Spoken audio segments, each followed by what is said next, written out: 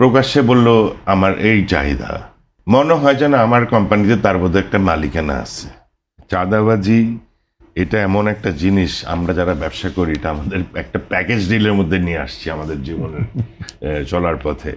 কিন্তু এটার এমন একটা পর্যায়ে চলে যাচ্ছে, আমি একটু ব্যঙ্গ করেই বলি যে গত পরশুদিন আমার কাছে একজন কল করেছিলেন, উনি এমপি প্রার্থী, দলটা নাই বলি, উনি এমপি প্রার্থী, তো ওনাকে সহযোগিতা করবার জন্য। তো আমার একটা মানসিক প্রস্তুতি আছে যে আমি এতটুকু পর্যন্ত করতে পারবো, কিন্তু ওনার যে চাহিদা, উনি প্রকাশ্যে বলল আমার এই চাহিদা to the tune of crores আর কি।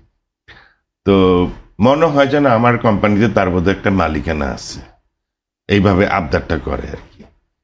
উনি এক না, আরো অনেকেই করছে আর কি।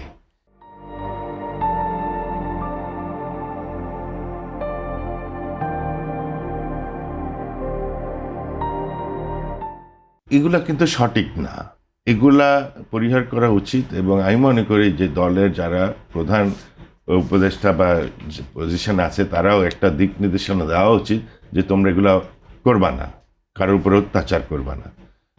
আমরা চাঁদাবাজি বলতে বুঝি যেখানে কর্মসংস্থান নাই, তাদের অল্টারনেটিভ সোর্স অফ ইনকাম হচ্ছে চাঁদাবাজি, তাই না?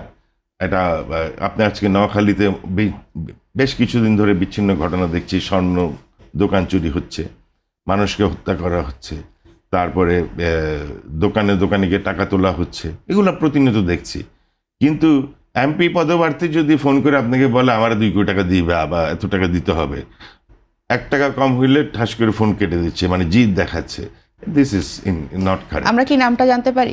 না, এগুলো নাম বলার বিষয় না। তবে হ্যাঁ, যারা দল পরিচালনা করে বা দলের প্রধান, তাদের এই ব্যাপারে একটা সুষ্ঠু ঘোষণা থাকা উচিত।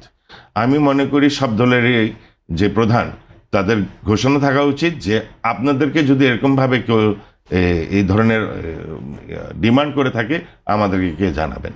আমি মনে করি এটা একটা ডিসিপ্লিনের মধ্যে আসা উচিত আর কি। কিন্তু কোন দল? দল সব দলের জন্যই এটা প্রযোজ্য।